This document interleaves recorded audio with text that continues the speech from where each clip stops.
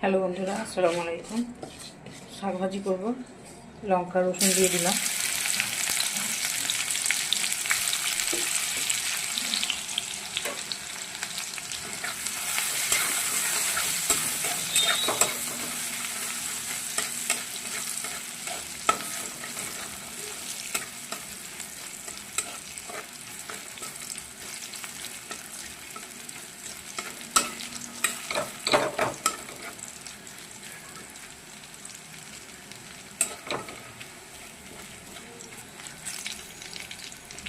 আমি আগে থেকে শাকটা সিদ্ধ করে রেখেছি বন্ধুরা।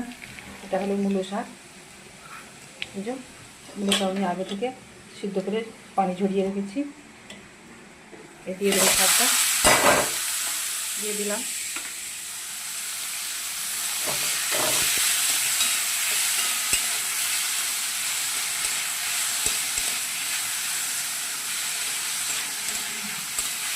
কি সুন্দর গন্ধ উঠেছে।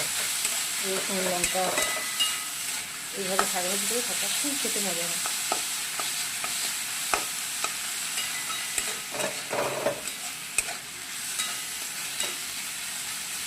দারুণ মজা হয় শাকটা।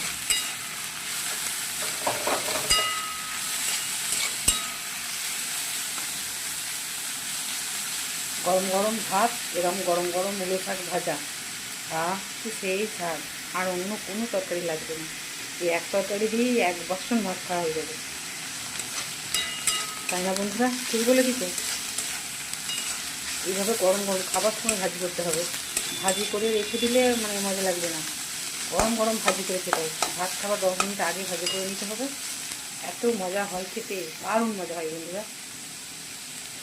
তো ভালো থাকবেন, সুস্থ থাকবেন, দেখা হবে পরবর্তী ভিডিওতে। এখনকার মতো বিদায় নিচ্ছি। এত রসুনের ঘ্রাণ উঠেছে, কী বলবো। তো শাকটা আমার ভাজি হয়ে গেছে বন্ধুরা।